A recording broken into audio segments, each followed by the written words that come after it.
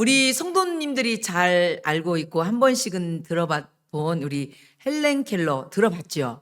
네, 우리 헬렌 켈러는 여러분이 잘 아는 것처럼 듣지 못하고 보지 못하고 그리고 말하지 못하는 세 가지의 장애를 가진 사람입니다. 보통은 뭐 한 가지, 두 가지 장애를 갖고 있는데 헬렌 켈러는 이 세 가지의 장애를 가지고 태어났음에도 불구하고 이 헬렌 켈러는 절망을 극복하고 그리고 평생 장애인을 비롯해서 사회적 약자의 권리 증진에 힘을 썼으며 그들에게 희망이 등불이 되어줬습니다. 그런데 어느 날 한 신문 기자가 이 헬렌 켈러에게 이런 질문을 했다고 합니다. 헬렌, 당신이 보기에 이 세상에서 어떤 사람이 가장 불쌍한 사람이라고 생각합니까? 이렇게 물었대요. 그랬더니 헬렌 켈러가 주저없이 이렇게 얘기했대요. 세상에서 가장 불쌍한 사람은 시력은 있지만 비전이 없는 사람입니다. 이렇게 얘기를 했다고 합니다. 여러분, 또 미국에서 리더십 분야에 큰 영향력을 미친 여러분 젊은 친구들은 한 번씩 이름을 들어봤을 거예요. 존 맥스웰이라는 사람은 성공하는 사람과 실패하는 사람의 차이점을 이렇게 설명했습니다. 성공하는 사람들은 삶의 목적이 있고 비전이 있습니다. 그들은 그 꿈을 이루기 위해 계속 앞으로 전진하는 사람들입니다. 이렇게 얘기를 했고요. 성공하지 못하는 사람들은 현재만 바라보고 지금만 바라보는 사람으로 현실에 급급한 사람입니다. 그들은 내일을 생각하는 사람이 아닙니다. 오늘 당장 필요한 것에만 정신이 팔려서 살아갈 뿐입니다. 이렇게 얘기를 했다고 합니다. 성도 여러분, 오늘은 제가 현실을 넘어서는 비전에 대해서 그리고 현실을 극복하는 믿음에 대해서 여러분에게 말씀을 전하려고 합니다. 오늘 말씀을 통하여서 여러분에게도 비전과 믿음이 회복되는 귀한 은혜가 있기를 축원합니다. 오늘 특별히 15장 1절 말씀에 보니까 이런 말씀이 있습니다. 이후에 여호와의 말씀이 환상 중에 아브라함에게 임하여 이르시되 아브라함아 두려워하지 말라 나는 내 방패요 너의 지극히 큰 상급이니라 이렇게 되어 있습니다. 여러분, 오늘 그 1절 말씀을 통해서 우리가 추측하건대 아브라함의 상황이 지금 두려워하고 있는 상황이라는 것을 우리가 알 수가 있습니다. 특별히 오늘 이후에 이런 첫 단어를 통해서 우리가 알 수 있는 건 뭐냐면 이전에 바로 오늘 우리가 15장을 보았잖아요, 본문을. 그러니까 14장에 있는 사건을 통해서 아브라함이 지금 왜 두려워하고 있는지에 대해서 우리가 14장을 통해서 우리가 살펴보려고 합니다. 14장에 보면 북쪽에 있는 강한 나라들이 네 나라들이 연합을 했어요. 그래서 남방과 그리고 소돔 그리고 아브라함의 조카 롯이 거하고 있는 소돔을 쳐들어왔습니다. 그래갖고서 이 아브라함의 조카 롯과 그의 가족들 그리고 그가 갖고 있는 모든 재물들을 다 빼앗아갔어요. 그리고 남방 나라를 아주 그냥 이렇게 힘들게 만들었어요. 근데 이 소식이 바로 아브라함의 귀에게 들린 거예요. 자기 조카 롯이 지금 온 식솔들과 재물까지 다 빼앗기고 지금 북방에 있는 연합군에서 빼앗겼다 이 소식을 들은 거예요. 그래서 아브라함이 자기 집에 길리운 318명의 사람들과 함께 밤에 기습 작전을 펴갖고서 기습 공격을 해갖고서 하나님의 은혜로 조카 롯과 그의 식구들과 그리고 재물을 다 빼앗아 갖고서 돌아옵니다.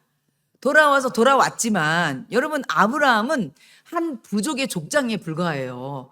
그런데 저들은 뭐냐면요. 내 국가가 연합을 했다니까요.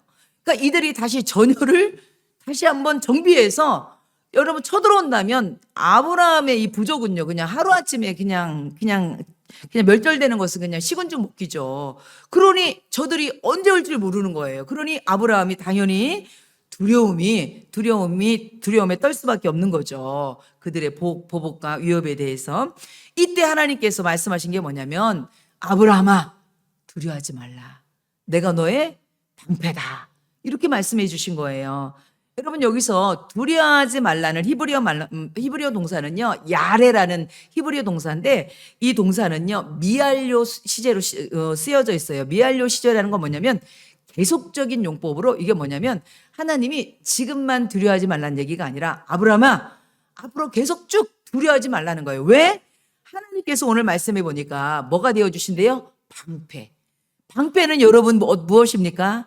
전쟁에서 당신은 뭐 지금처럼 이런 뭐 신무기가 있었던 때가 아니니까 당시에 있는 칼이나 창을 막을 수 있는 바로 무기가 방패였잖아요. 바로 하나님께서 그들의 위협으로부터 하나님이 보호해주고 지켜준다는 말씀입니다.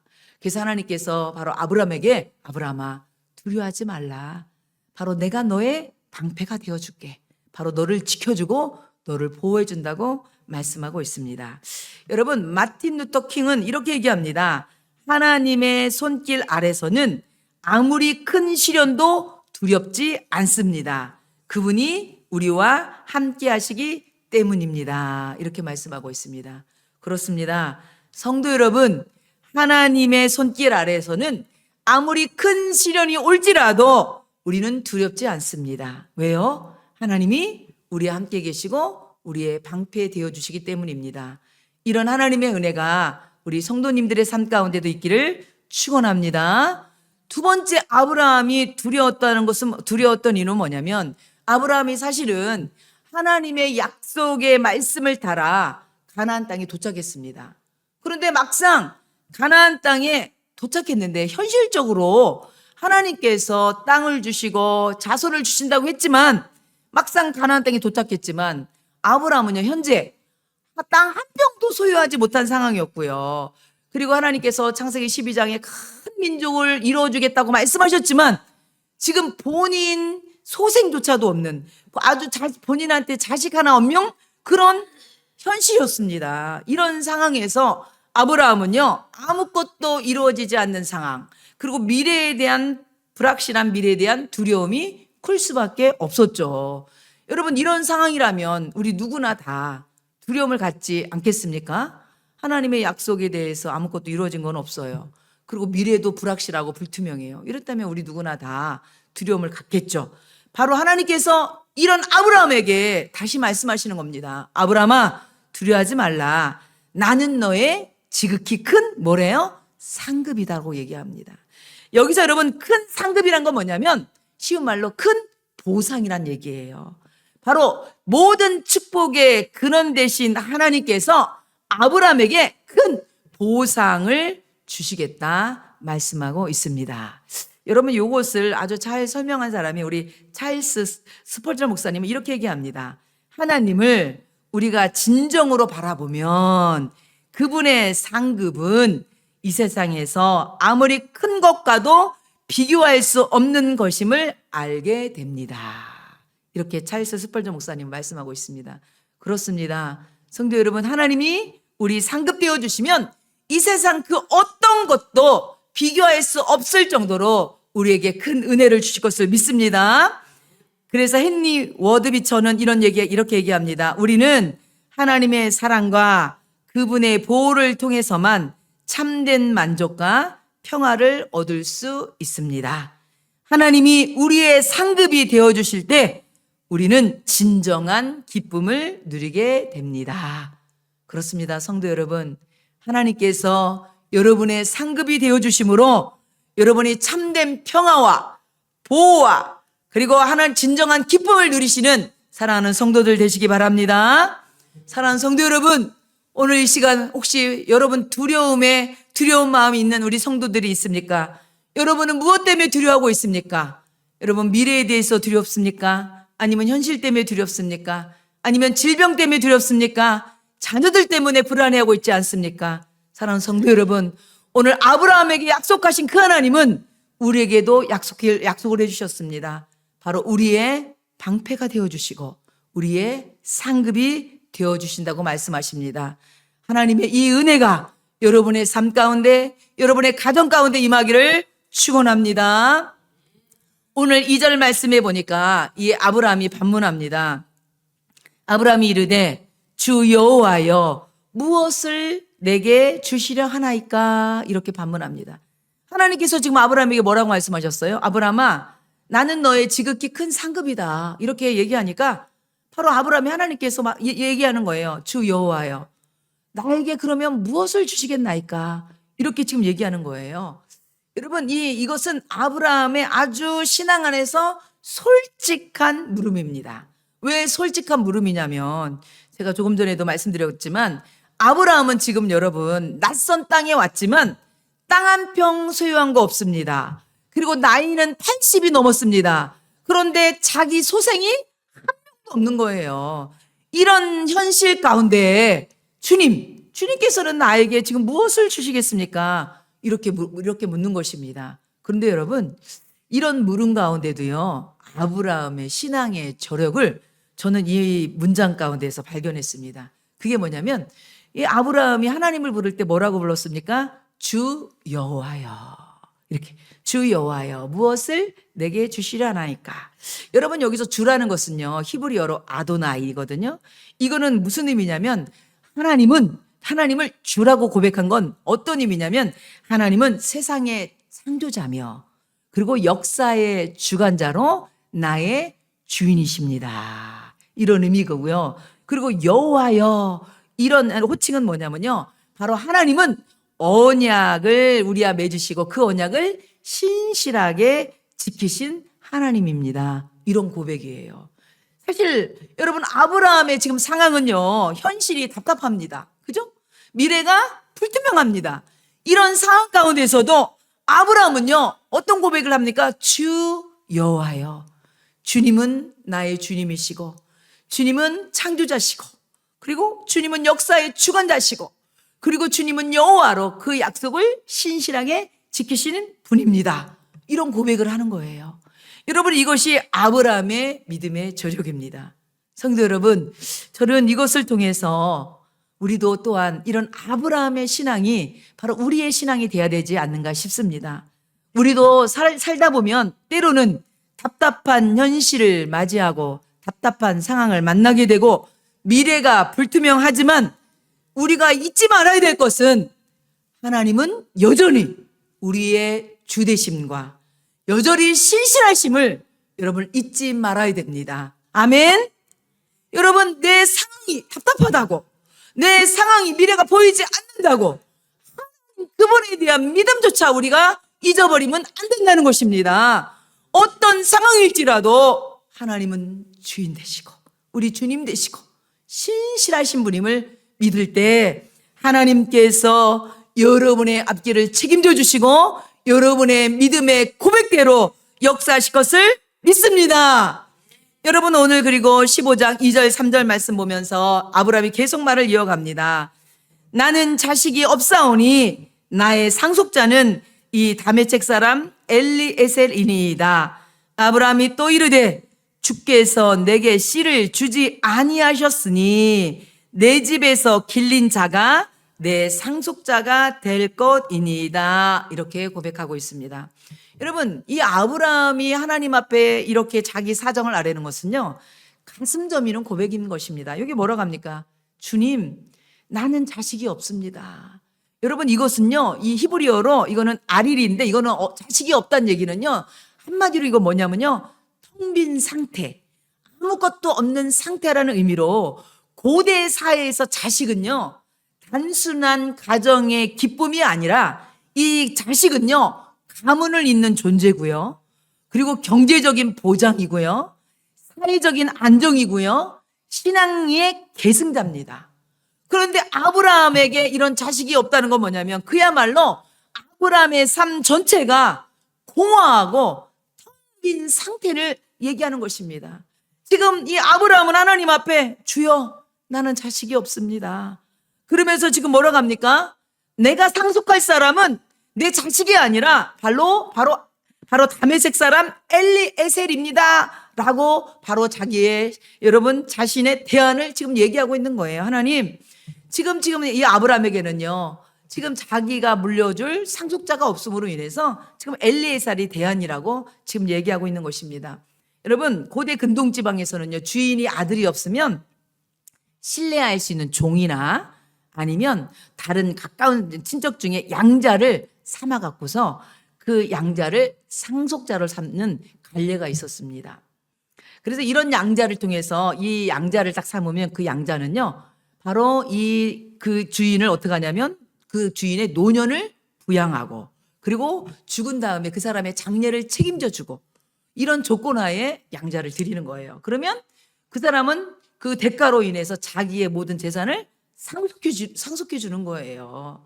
여러분, 이런 가운데에서 아브라함은 바로 이 믿음과 현실의 간극 사이를 하나님 앞에 지금 그대로 아뢰는 거예요. 하나님, 지금 나는 자식이 없습니다. 그래서 내가 상속을 바로 내 자식한테 물려주는 게 아니라 이것을 다메섹 사람 엘리에셀에게 줘야 됩니다. 하나님이 내게 씨를 주지 않으셨습니까? 그래서 이 사람이 바로 나의 상속자입니다. 이렇게 지금 고백하는 겁니다. 사랑하는 성도 여러분, 우리도 어떻게 보면 우리도 아브라함과 다르지 않는 것 같습니다. 우리가 하나님의 말씀을 들을 때는 우리가 뭐든지 될 것 같아요. 그래서 아멘하지만 막상 현실에 살면서 우리가 여전히 답답한 상황을 만나게 되고 여전히 해결되지 않는 문제를 만날 때 여러분은 어떡하냐는 얘기죠. 여러분, 그럴 때 우리는요, 다른 것 없습니다. 오늘 아브라함처럼 하나님 앞에 여러분의 모든 사정을 그냥 그대로 여러분 정직하게 하나님 앞에 아뢰면 되는 것입니다. 그래서 우리에게 기도가 필요한 것이에요. 아브라함 보세요. 솔직한 고백하잖아요. 하나님, 내게 자식이 없습니다. 그래서 상속자를 엘리에셀을 삼아야 됩니다. 하나님이 자녀를 주지 않았습니까? 이렇게 솔직한 고백. 그렇습니다. 하나님, 지금 내 형편 아시잖아요. 내가 뭐가 있어야 될지, 뭐가 필요해야 될지 주님이 아시잖아요. 하나님께서 채워주세요. 그래서 여러분, 하나님께서는요, 우리가 기도하기를 원하시는 거예요. 사랑하는 성도 여러분, 어떤 상황 가운데서도 신실하신 하나님 앞에 여러분의 사정을 아뢰시는 우리 믿음의 성도들 되시기 바랍니다. 그럴 때 하나님께서 어떻게 아브라함에게 응답을 주시냐면 오늘 15장 4절 말씀 보니까 여호와의 말씀이 그에게 임하여 이르시되 그 사람이 내 상속자가 아니라 내 몸에서 날 자가 내 상속자가 되리라 하시고. 아멘. 뭐라고 합니까? 정말 아브라함은 지금은요, 자신이 가장 현실적인 최선에서 엘리에셀이 나의 상속자입니다 이렇게 고백했는데 지금 하나님 뭐라고 그래요? 엘리에셀이 아니다.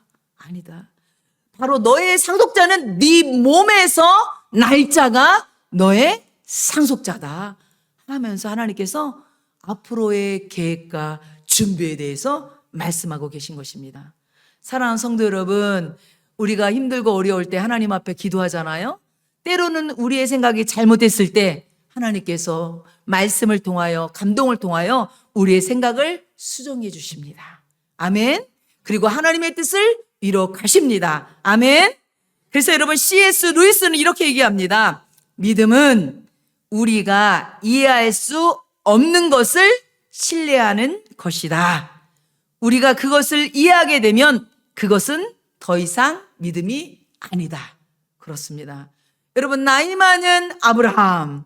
그런데 하나님께서 뭐래요? 내 몸에서 하나님의 상속자를 주겠다고 했어요. 근데 아브라함이, 여러분, 이것을 우리가 어떻게 아브라함이 현실적으로 볼 때 이거는 이해할 수 있는 겁니까? 여러분, 상식적으로나 생리학적으로 이해할 수 없는 거죠. 그런데 바로 믿음은 우리가 이해할 수 없는 것을 바로 신뢰할 때 하나님께서 하나님의 약속을 이루어 주실 것을 믿습니다. 바로 이 믿음은요, 바로 현실의 한계를 넘어서게 만듭니다. 그리고 여러분을 향하신 하나님의 놀라운 계획을 이루시는 경험을 하게 됨을 믿으시기 바랍니다. 그리고 나서 하나님께서 어떻게 하셨냐면 아브라함에게, 야 아브라함아, 네 몸에서 날 사람이 바로 상속자를 삼을 거야 이렇게 하시고, 두 번째 하나님이요, 15장 5절 보세요. 하나님께서 어떻게 말씀하시냐면 그를 이끌고 밖으로 나가 이르시되 하늘을 우러러 무뼈를 셀 수 있나 보라. 또 그에게 이르시되 내 자손이 이와 같으리라. 아멘.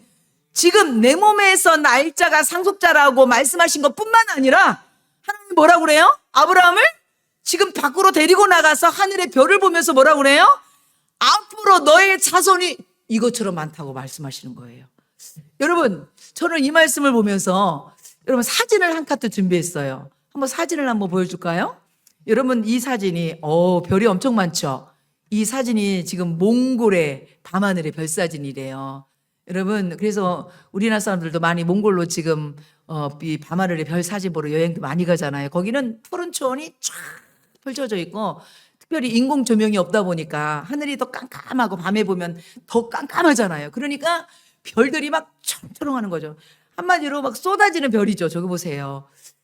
저희 남편이 제가 저 말씀을 딱 준비하고 있으니까 저희 남편이 그러더라고요. 본인이 예전에 군인으로 저기 복무하고 있을 때 휴전선 최전방에서 정말 저런 쏟아지는 별을 본 적이 있다고. 그래서 누워서 하늘을 보고 감탄을 했다고 제가 얘기를 들었는데 그렇습니다. 저는요 이걸 보면서 하나님께서 여러분 한번 상상의 나라를 펴보세요. 지금 여러분 아브람 시대는 어떤 시대입니까? 4,000년 전 시대예요, 여러분. 그때는 더 인공조명이 더 없었죠. 근데 하나님께서 아브라함을 끌고 밖으로 나갑니다. 깜깜한 밤에. 그리고 여러분 깜깜한 밤에 여러분 저런 별들이 하늘을 쳐다봤을 때 정말 쏟아지는 별들이 가득 차는 거예요. 그러면서 하나님께서 뭐라고 그래요? 아브라함아, 고개 들어서 저 별들을 봐봐. 별들이 쏟아질 것 같던 저 별을 보면서 뭐라고 하냐면 앞으로 내 후손들이 이렇게 많을 거야. 이야, 저는요 이것을 보면서 하나님의 눈높이 교육이 정말 최고구나 깨달았어요. 왜 그런지 압니까?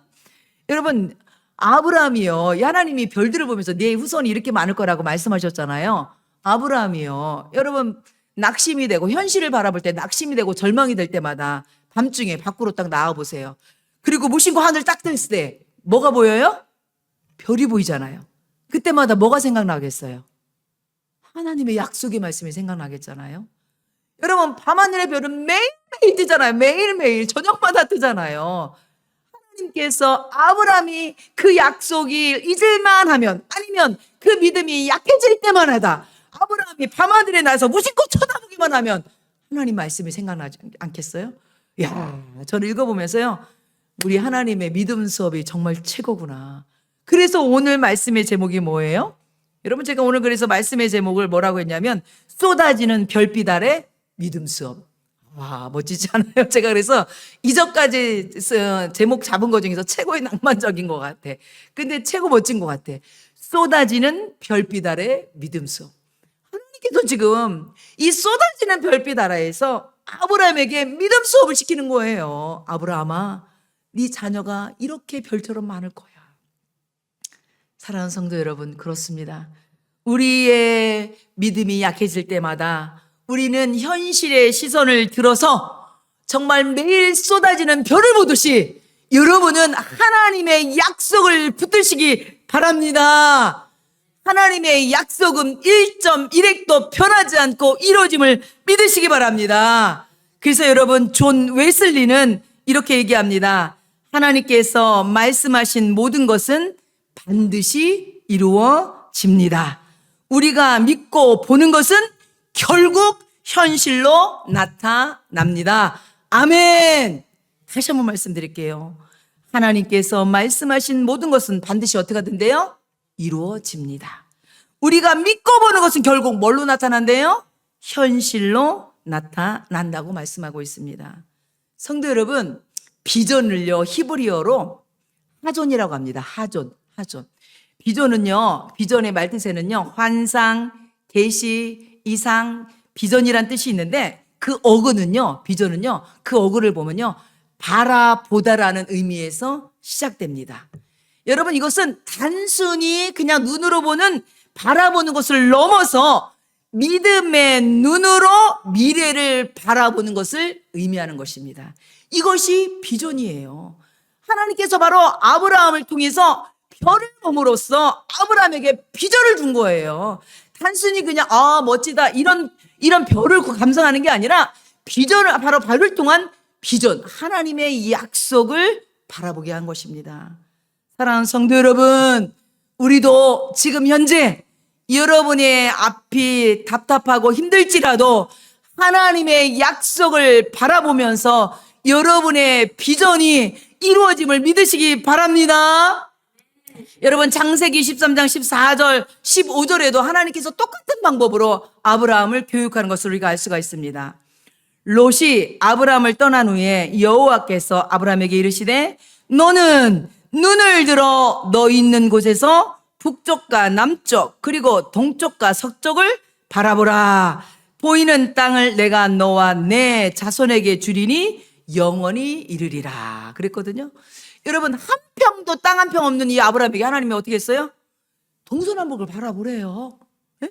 동서남북을 바라보면서 하나님 뭐라고 했냐면 내가 이 땅을 너에게 주겠다고. 하나님께서는 어떻게 먼저 바라보게 하셨어요. 그리고 비전을 주셨어요. 그리고 하나님은 그것을 이루어 가셨습니다. 사랑하는 성도 여러분, 우리는 현실만 바라보면 주저앉게 됩니다. 과거만 바라보면 후회하게 됩니다. 하지만 하나님의 약속을 바라보면 앞으로 나가게 됨을 믿으시기 바랍니다.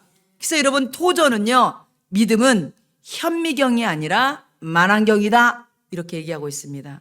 여러분 이게 무슨 뜻이냐면 믿음은요 지금 가까이 보이는 현실을 확대해서 보는 것이 아니라 하나님의 약속을 당겨서 보는 렌즈라는 것입니다. 결국 믿음이라는 것은 뭐냐면 현실을 보는 게 아니라 하나님의 약속의 말씀을 붙드는 것이 믿음이라는 것입니다. 사랑하는 성도 여러분, 하나님께서는 지금도 우리에게 말씀을 통해서 그리고 때로는 사람과 환경을 통해서 우리에게 비전을 주시고 그리고 그 비전을 바라보게 하십니다. 그래서 우리 사랑하는 성도 여러분은 오늘 이 시간 우리 앞에 있는 현실의 한계 앞에서 이제 계산적인 사고를 내려놓고 삶의 현실의 실패와 아픔을 벗어내리고 믿음의 눈으로 하나님의 약속을 바라보는 우리 사랑하는 성도들 되시기를 축원합니다. 그랬을 때 하나님께서 창세기 15장 6절 말씀에 보니까 아브라함이 여호와를 믿으니 여호와께서 이를 그의 의로 여기시고 아멘. 여러분 여기서 보면요 아브라함이 누구를 믿었대요? 여호와를 믿었다고 했잖아요. 여러분 여기서 여호와를 믿었다는 건 뭐냐면 여호와를 믿게 되면요 하나님에 대한 신뢰는요 결국 하나님의 말씀의 신뢰와 연결되는 거예요. 여러분 우리가 누군가의 관계를 맺을 때도 그렇잖아요. 이 사람을 신뢰하면요 그 사람의 말도 신뢰하잖아요. 근데 이 사람을 신뢰하지 못하면 그 사람의 말도 신뢰할 수 없어요. 바로 아브라함이 여호와를 믿으니 이랬거든요. 이건 뭐야? 하나님을 신뢰하면 그분의 약속을 신뢰하는 거죠. 지금 하나님이 주신 비전에 대한 그것을 지금 아브라함이 어떻게 한다는 거예요? 신뢰한다는 거예요. 믿는다는 거예요. 그런데 믿는데 그냥 믿는 게 아니라 전 인격적으로 온 몸과 마음을 다하여 믿는다는 거예요. 여러분 그래서 여러분 우리 한글에는 여호와라고 되어 있지만요 원어에 보면요 정관사 하와 전치사가 포함된 바라는 그런 히브리어 전치사를 사용했습니다.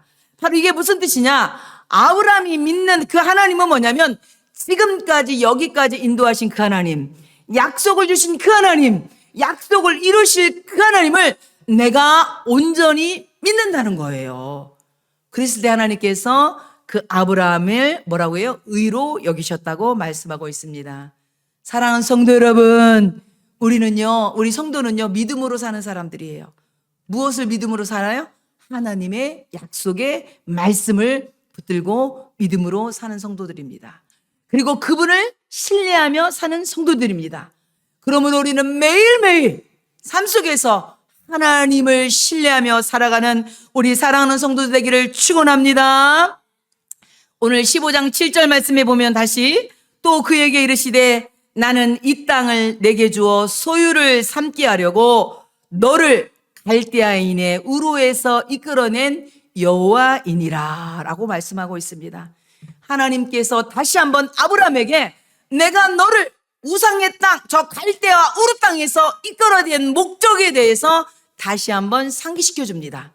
바로 내가 너에게 이 땅을 주겠다고 하나님께서 다시 한번 아브라함에게 약속을 상기시켜 주고 있습니다. 성도 여러분, 결론입니다. 여러분은 지금 무엇을 바라보고 있습니까?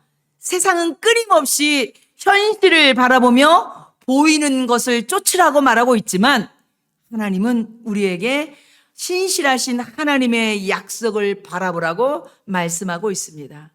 여러분, 아브라함은요, 하나님의 약속을 바라봄으로 그 믿음이 자라감을 우리가 알 수 있습니다.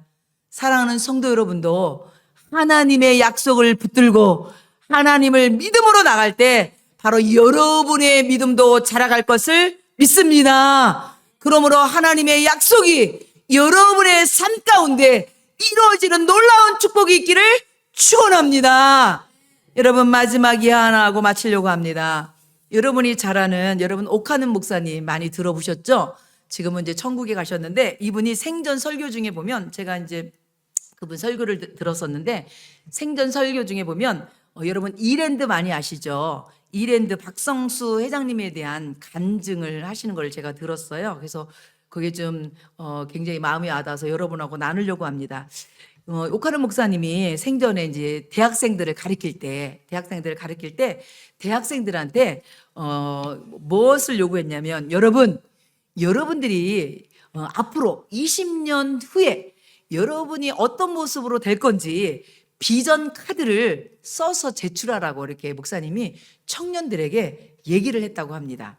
그때 많은 청년들이 자기의 비전을 써서 제출하라고 했는데 그중에 인상 깊었던 사람이 누구냐면 바로 이랜드 박성수 회장님이 아마 옥하는 목사님 같이 있는 청년이었던 것 같아요. 이 박성수 회장이 또 이제 자기의 비전 카드를 써서 냈는데 그 비전 카드 내용이 이랬다고 합니다. 나는 비즈니스, 사업을 통해서 성공해서 세계 복음화에 쓰임 받고 싶습니다. 이렇게 비전 카드를 냈대요. 이 박성수 회장님이. 근데 이 박성수 회장님이 대학을 졸업하고 나서 병이 왔어요. 어떤 병이 왔냐면 5년 동안 근육 무령증에 걸린 거예요. 5년 동안. 그래서 아무것도 할 수 없어서 병상에서 씨름을 하게 된 거예요. 그런데도 불구하고 이 박성수 회장님은 그런 이 자기의 비전을 포기하지 않고 기도하면서 하나님 앞에 나는 앞으로 비즈니스로 성공해서 세계 복음화를 위해서 쓰임 받겠다는 그 비전을 하나님 앞에 붙들며 기도했다는 거예요. 그러면서 그 병상에서 이분이 한 일이 뭐냐면 엄청난 책을 읽었대요. 근데 나중에 후에 그 책 읽은 것이 이 박성수 회장님이 사업하는데 큰 밑거름이 됐다고 얘기를 하더라고요. 그런데 하나님께서 기적적으로 바로 이 박성수 회장의 그 병을 고쳐주신 거예요. 그래서 이분이 바로 500만 원을 들고 그때 돈 500만 원을 들고 서울 이하여대 앞에 2평짜리 작은 옷가게를 시작한 거예요. 그거를 시작해서 오늘날 지금은 33개의 계열사를 만드는 대기업을 이뤘다고 하는 얘기를 제가 그 목사님을 통해서 간증을 들었는데 여러분 그렇습니다. 그 꿈은요, 여러분 그냥 어떻게 보면 현실에 보면 우리가 좌절할 수 있고 낭망할 수밖에 없지만 여러분이 비전을 가지고 하나님 앞에 기도하고 나가면 하나님께서 반드시 여러분의 꿈을 이루어줄 걸 믿습니다. 그래서 여러분 마지막 아주 여러분에게 에이미 카마이클이라는 사람이 아주 기가 막힌 말씀을 했어요. 제가 여러분에게 한 가지 소개하고 이제 마칠까 합니다. 이렇게 얘기하고 있습니다. 내가 보는 것이 전부라면 나는 절망할 것입니다. 하지만 내가 믿는 분이 계시기에 나는 희망을 봅니다. 멋지지 않습니까? 다시 한번 말씀드리겠습니다. 내가 보는 것이 전부라면 나는 절망할 것입니다. 하지만 내가 믿는 분이 계시기에 나는 희망을 봅니다. 우리 다 같이 하나님으로 인하여서 여러분 소망을 갖는 우리 복된 성도들 되시기를 축원합니다. 우리 다 같이 기도하겠습니다.